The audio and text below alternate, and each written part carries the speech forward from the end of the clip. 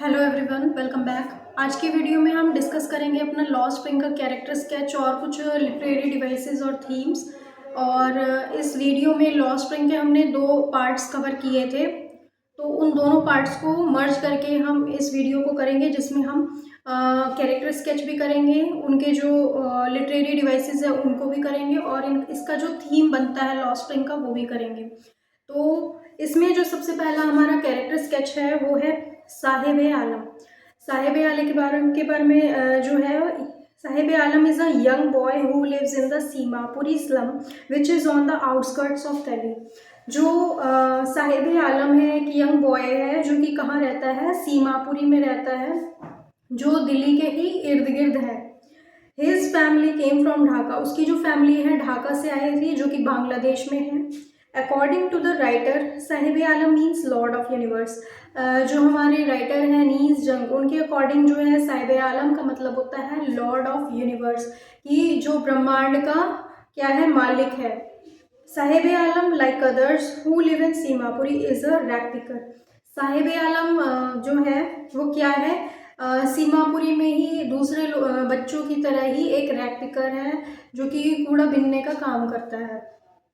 He came in the morning and disappeared by afternoon along with a group of friends.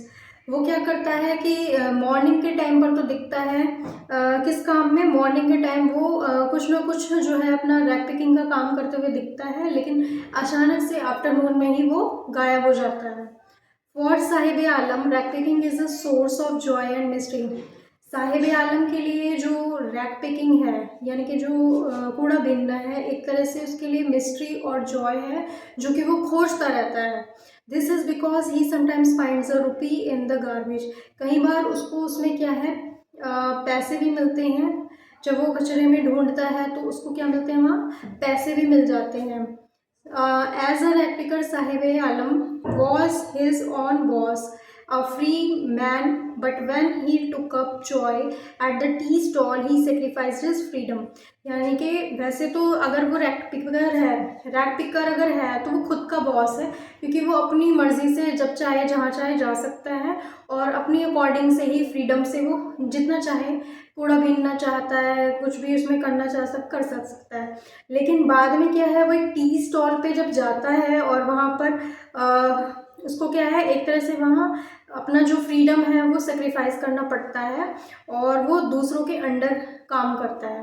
तो इसमें जो साहिब आलम का character sketch है वो ये बताता है कि जब वो रैक पिकर था तब तो वो काफ़ी ज़्यादा फ्री था, लेकिन बाद में जब वो किसी और के स्टॉल पर काम करता है, चाय बेचने का काम करता है, तो उसको 800 रुपये तो मिलते हैं और साथ के साथ मील भी मिलती है, लेकिन अब वो इतना फ्री नहीं है जितना वो पहले हुआ करता था।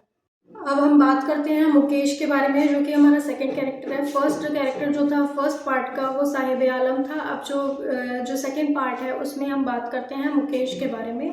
तो Mukesh is a young boy, he lives in Firozabad. Mukesh एक लड़का है जो कि फिरोज़ाबाद में रहता है। The people of Firozabad are engaged in making bangles. वहाँ के जो लोग हैं वो सारे के सारे जुड़े हुए हैं बैंगल्स को बनाने में, चूड़ियों को बनाने में।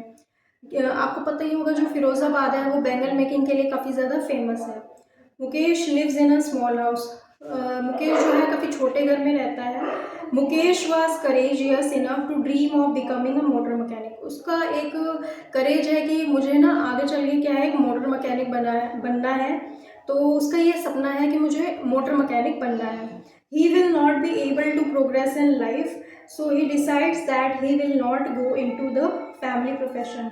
वो इतना अपने आप को कैपेबल समझता है कि वो अपनी लाइफ में क्या है, प्रोग्रेस कर सकता है, तो इसलिए वो ठान लेता है, वो डिसाइड करता है कि मुझे जो है मोटर मैकेनिक बनना है, और अपनी फैमिली प्रोफेशन से अलग जाके हटके मुझे कुछ करना है, कुछ यूनिक करना है।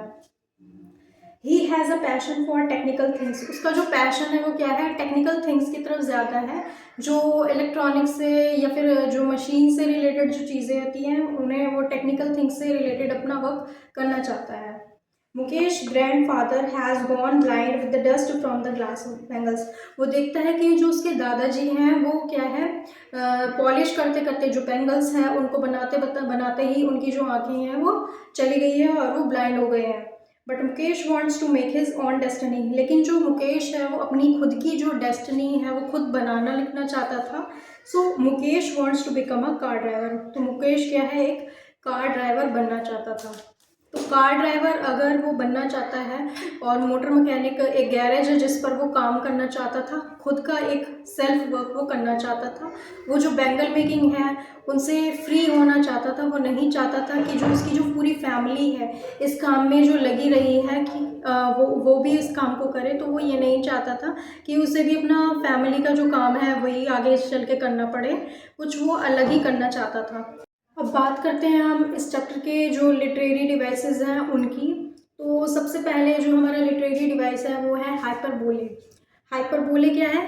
It is a way of speaking और writing that make something sound better और more excited than it really is. किसी भी चीज़ को जब हम एग्जैक्चरेट करके कुछ ज़्यादा ही जितना मतलब बढ़ा चढ़ा के किसी चीज़ को जब हम कहते हैं जितना वो बेटर नहीं है लेकिन फिर भी और ज़्यादा उसको एक्स्ट्रा ऑर्डिनरी वे में हम बना देते हैं, तो वो हमारा हाइपरबोले होता है। और इसका जैसे एग्जाम्पल दें तो garbage to them is gold, जो कूड़ा है उनके लिए गोल्ड की तरह है। तो ये क्या है, एग्जैचुरेट कर दिया है उस चीज़ को, इन्होंने बढ़ा चढ़ा के कह दिया, तो ये हमारा हाइपरबोले है। वैसे ही जो साहिब आलम है जिसका मतलब यहाँ बताया है लॉर्ड ऑफ यूनिवर्स, वैसे साहिब आलम का मीनिंग जो है लॉर्ड ऑफ यूनिवर्स है, लेकिन जो साहिब आलम है वो एक पॉवर्टी में रहने वाला कूड़ा बीनने वाला रैग पिकर है। तो ये जो है क्या है, हाइपरबोले है। नेक्स्ट हमारा है मेटाफोर। मेटाफोर एक लिटरेरी डिवाइस है। ये क्या है, ये टू अनलाइक थिंग्स को बताता है।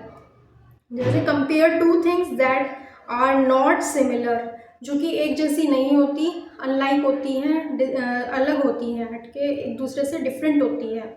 और transfer a quality of one thing, जैसे कि the road was a ribbon of light, जैसे कि रोड है उनके लिए एक रिबन ऑफ लाइट है, तो ये इसमें इन्होंने बताया। दूसरा है वेब ऑफ पॉवर्टी, यानी कि गरीबी एक मकड़ी का जाल है। सो ये भी इन्होंने इस तरीके से इसको two dislike thing unlike things की तरफ बताया है। तो ये भी क्या है हमारा मतलब कंपेयर किया दो चीज़ों के बीच में जो कि सिमिलर नहीं है, वेब ऑफ पॉवर्टी बताया। तो ये क्या है हमारा, ये भी हमारा मेटाफोर होगा। अब नेक्स्ट है सिमिले। सिमिले क्या है, सिमिले is a word that compares one thing with another using the word like और एज। सिमिले वो वर्ड्स हैं जिसमें हम लाइक और एज का यूज करके कंपेयर करते हैं दो चीज़ों के बीच में। तो जैसे कि as her hands move mechanically like the terms of machine, as और लाइक का इसमें यूज़ हुआ है। और इसमें किन चीज़ों की बात की गई कि जो उसके हाथ हैं वो मैकेनिक की तरह वर्क करते हैं, जैसे कि कोई एक मशीन है वो चल रही हो, तो एक तरह से इन्होंने उसकी तरह बता दी, कंपेयर कर दिया एक चीज़ को, उसके हाथों को किससे, मशीन की जो टोंग्स हैं उनसे उसको कंपेयर किया गया है। तो ये हमारा क्या कहलाएगा, ये हमारा सिमिले होगा। तो हाइपरबोले, मेटाफर और सिमिले जो है लिटरेरी डिवाइसेस हैं इस चैप्टर लॉ स्प्रिंग के, और जो कि मेन है। अब बात करते हैं हम थीम्स के बारे में। थीम्स क्या है इसके, लॉ स्प्रिंग के जो थीम्स है वो है लॉ spring is a story of children who are dreaming forget about fulfilling those. तो जो लॉ स्प्रिंग है एक ऐसी स्टोरी है उन बच्चों की जो कि सपना देखते हैं और भूल जाते हैं और उनमें इतनी क्षमता नहीं कि वो उनको फुलफिल कर सकते हैं, लेकिन वो फिर भी उन चीज़ों के क्या है, ड्रीम करते हैं। The theme of a story is to introduce readers to the small town of India, where communities such as rag picker or bangle makers struggle every day for their survival. ये जो theme है इस story का हमें ये बताता है readers को कि ये जो स्मॉल टाउन है इंडिया में जहाँ पर ये कम्युनिटीज़ रहती हैं, जैसे कि रैग पिकर्स हो गए या बैंगल मेकर्स हो गए, तो ये काफ़ी ज़्यादा क्या है अपनी लाइफ में स्ट्रगल कर रहे हैं, और स्ट्रगल करके किस तरह से ये सर्वाइव करते हैं, किस तरह से रहते हैं, वो इसमें बताया गया है। It talks about the stolen childhood of children, इसमें एक तरह से ये भी बताया गया है कि बच्चों का जो बचपन है वो चोरी कर लिया गया है। The story also talks about few brave ones who at least have the guts of dreaming. बस उन बच्चों के पास क्या है, एक ब्रेव है उनके सपने कि किसी तरह से क्या है उनके अंदर एक गट है कि हाँ मैं इस सपने को देख सकता हूँ। बस उनमें यही रह गया है कि मैं ये जो सपना है इस सपने सपने को देखकर अपना जीवन जी सकता हूँ। और एक उनके अंदर ना विल पावर है, इच्छा शक्ति है कि मुझे ये बनना है और ये करना है। तो ये जो है इस लॉस्ट स्प्रिंग का थीम है। तो दोस्तों मैं आशा करती हूँ ये वीडियो आपके लिए हेल्पफुल रही होगी, आपके काम आई होगी। मिलती हूँ मैं नेक्स्ट चैप्टर के लिए, डीप वाटर, जो हम अगली वीडियो में कवर करेंगे उसकी समरी। तो मिलती हूँ मैं नेक्स्ट वीडियो में। Thank you for watching this video.